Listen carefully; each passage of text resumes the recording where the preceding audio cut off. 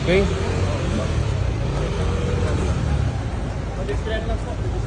Everybody ready? Okay. First question.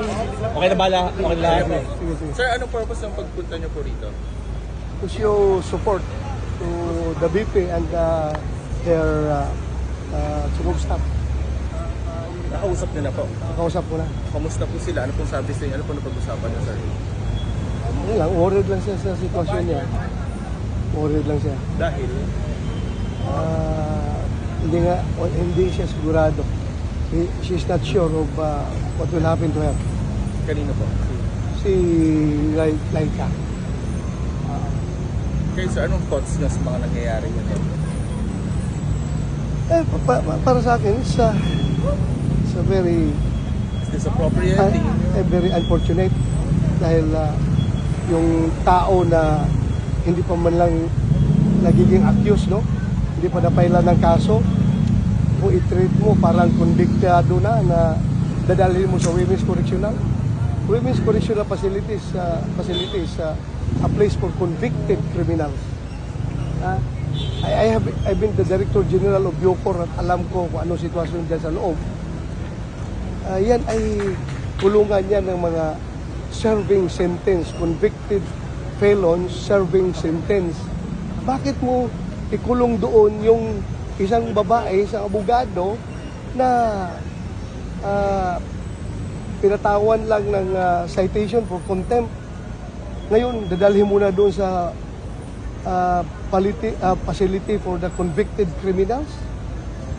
It's very, very unjustified para sa akin. Very unjustified.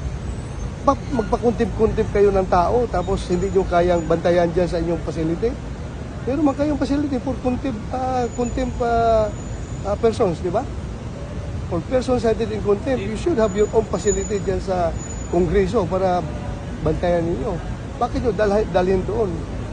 Okay lang sana kung doon dalhin sa Quezon City Police District detention, mga ganon. Pero yung detention cell ng mga criminal, ay ng mga convicted criminals, that's the worst. That's the worst for me na ikulong mo isang taong cited in contempt lang. Alam na ba to ni former President Duterte? Nakausap niyo na ba siya? Tingin niyo, aware na siya dito?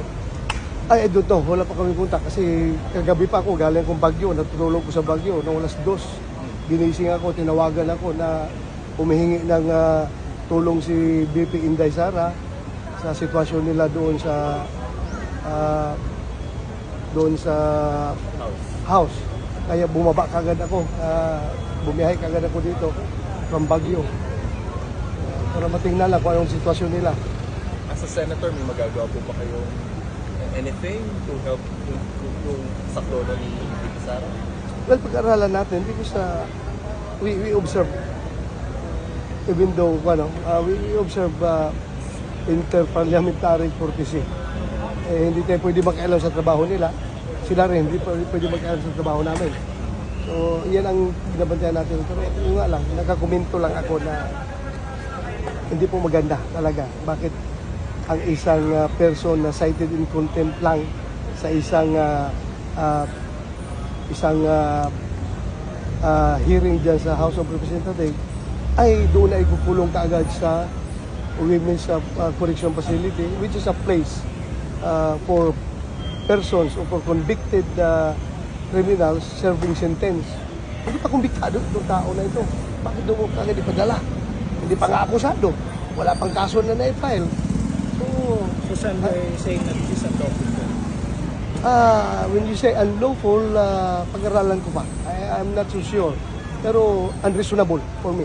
Pero sir, naniniwala po Unreasonable. ba kayo? Naniniwala po ba kayo na overkill ang deployment ng PNP ngayon base na rin sa sinabi ni Vice President? Walang pulis naman, sumusunod lang yan sa order.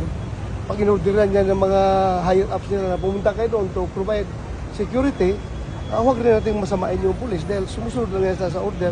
Kahit na alam nila na may politics behind all these orders, but still, they are the legal orders coming from their superiors.